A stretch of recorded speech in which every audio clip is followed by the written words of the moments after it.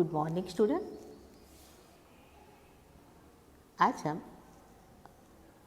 हिंदी विषय में हमारी कविता है 6 तूफानों की ओर, जिससे आपको परिचित कराते हैं। इस कविता के कवि शिवमंगल सिंह सुमन का परिचय हमने आपको इसके पहले वीडियो में दिया था, बराबर। फिर भी एक बार फिर से गौर कर लीजिए कि 5 अगस्त 1915 को ग्राम जगरपुर, जिला उन्नाव, उत्तर प्रदेश में बनारस हिंदू विश्वविद्यालय से एमए, पीएचडी, अनेक अध्ययन संस्थाओं, विश्वविद्यालयों तथा हिंदी संस्थान में उच्चतम पदों पर कार्य किया तथा अनेक देशों की यात्रा की। 1974 में मिट्टी की बारात पर साहित्य अकादमी तथा 1993 में भारत भारती पुरस्कार से सम्मानित किया गया। 1974 में भारत सरकार द्वारा पद्मश्री से सम्मानित किया गया। तो बच्चों, इस प्रकार ये थे हमारे शिवमंगल सिंह सुमन। तो इस कविता में उन्होंने हमें क्या बताया है कि कवि ये बताना चाहते हैं कि हमारा जीवन हमेशा संघर्षमय रहकर अपने लक्ष्य की ओर बढ़ने की प्रेरणा देता है।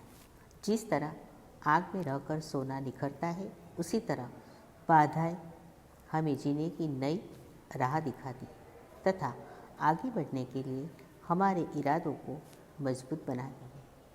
इस कविता में धैर्य, गतिशीलता, साहस और संघर्षरत रहना जैसे मूल्य उजागर किए गए हैं। तो हमारे जीवन में कठिनाइयाँ आती रहती हैं, उसे हमें घबराना नहीं चाहिए। पूरे आत्मविश्वास और साहस से उनका सामना करना चाहिए।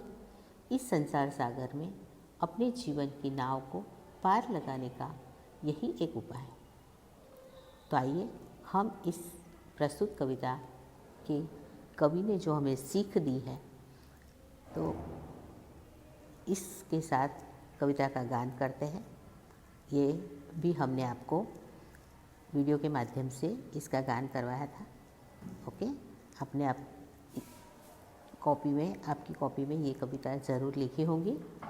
ओके, चलो तो हम कविता का गान करते जाते हैं और समझते जाते हैं कि भाई ये कविता में हमें कवि कहना क्या चाहते हैं।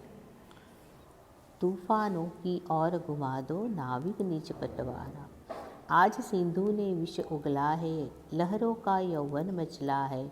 आज हृदय में और सिंधु में साथ उठा है ज्वार, तूफानों की ओर घुमा दो नाविक निज पतवार। क्या कहते हैं, देखो नाविक, तो नाविक का मतलब क्या है? नाव चलाने वाला। निज का मतलब है अपना, खुद, है ना, अपनी। तूफानों की ओर, यहाँ पर एक मात्रा वाला और है, यानी कि तरफ, बराबर, उस ओर। पतवार यानी नाव चलाने की जो तिकोनी लकड़ी, यानी उसे चप्पू कहते हैं, जो आपको इसके हाथ में नज़र आ रही है। देखिए चित्र में, पहले चित्र में आपको दिखाया दिया है कि इसके हाथ में पतवार है। ओके, तो आइए देखिए कवि कहना क्या चाहते हैं। तो कवि ये कहना चाहते हैं कि हे नाविक, तुम तूफानों का सामना करने के लिए अपनी पतवार तूफानों की दिशा में मोड़ दो। कवि पहली पंक्ति में, लाइन में हमें क्या कहती है? तूफानों की ओर घुमा दो नाविक निज पतवार। हे नाविक, तुम तूफानों का सामना करने के लिए अपनी पतवार तूफानों की दिशा में मोड़ दो। आज सिंधु ने विष उगला है, सिंधु यानी समुद्र। आज सिंधु ने, विष यानी जहर, आज सिंधु ने विष उगला है, लहरों का यौवन मचला है। आज हृदय में और सिंधु में साथ उठा है ज्वार। तो क्या कहते हैं कवि कि आज समुद्र ने इस प्रकार उगलना शुरू किया है, मानो वो जहर उगल रहा।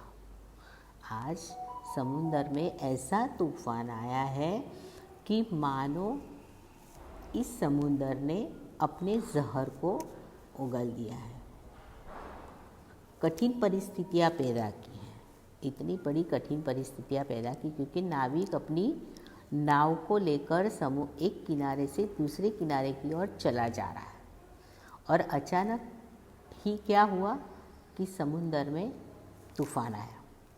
और जैसे ही समुंदर में तूफान आया तो हम क्या करते हैं, जैसे तूफान आया है तो हम घबरा जाते हैं, हमारे हाथ पांव एकदम जैसे ठंडे पड़ जाते हैं कि अब क्या होगा, क्योंकि पानी तो किसी को भी बचाता नहीं है ना। पानी में जाने वाला हर व्यक्ति कहीं ना कहीं से अंदर डूब भी जाता है। तो पर कवि ये कहते हैं कि आपको इसका सामना करना है, आए हुए तूफान का सामना करना है। तो कवि क्या कहते हैं कि तूफान आया है तो तुम अपनी पतवार को उस दिशा में मोड़ दो, क्योंकि जिस परिस्थितियाँ, कठिन परिस्थितियाँ उसने पैदा की है समुंदर ने, है ना, लहरें भी उमड़ कर तुम्हारी नाव को निगल जाना चाहती हैं। लहरें क्या कहती, लहरों का यौवन मचला है, तो लहरें भी मानो तुम्हारी नाव को निगल जाना चाहती है, पर साथ उठा है ज्वार और आप इसकी परवाह मत करो। साथ और उधर समुद्र में ज्वार उठा है ना। ज्वार यानी समुद्र में पानी का बढ़ना, तूफान आना। समुद्र में क्या हुआ है, मानो उसने जहर उगल दिया, यानी कि कठिन परिस्थिति पैदा कर दी और साथ साथ इतना बड़ा तूफान आया है। तो हे नाविक, तुम इस कठिन परिस्थितियों का सामना करो, फिर भी इसकी परवाह किए बिना समुद्र में ज्वार उठा है। तो कवि के हृदय में भी भावनाओं का ज्वार उमड़ आया है। भावना यानी फीलिंग्स, उनके हृदय में भी एक फीलिंग्स हुई है कि वो कहते हैं कि तुम्हें डरने की ज़रूरत नहीं है, भले ही तुम्हारे सामने कितनी भी कठिन मुश्किल क्यों ना आए, कितना भी मुश्किल काम क्यों ना हो, पर उसका सामना तुम्हें करना चाहिए। तो कवि की ये जो आपको पहली पंक्ति जो दी है उसमें ये कहना चाहते हैं कि हमें आई हुई कठिन परिस्थितियों का सामना करना चाहिए और उसके साथ साथ ये भी परवाह नहीं करनी चाहिए कि भाई अब इस तूफान का सामना मैं न कर पाऊँ तो मेरा क्या होगा, है ना। क्योंकि आई हुई मुसीबत से हम डर कर भाग जाएंगे तो मुसीबतें और भी क्या हो जाएगी, हमारे जीवन में आती रहेगी। इसलिए कठिन परिस्थितियों का भी हमें सामना करना चाहिए। ओके, चलो फिर देखिए, लहरों के स्वर में कुछ बोलो, इस अंधड़ में साहस तोलो, कभी कभी मिलता है जीवन में तूफानों का प्यार, तूफानों की ओर घुमा दो नाविक लीज पतवार। क्या कहते हैं, तो समुंदर में ऐसा तूफान आया है तो जो लहरें उछल रही हैं, वो लहरें भी मानो अपने ऊंचे स्वर में क्या कर रही है, गा रही है ना, ऊंचे स्वर में गा रही है, ऐसी आवाज़ें आ रही है। उन लहरों का जोर भी बढ़ता जा रहा है। तो वैसे ही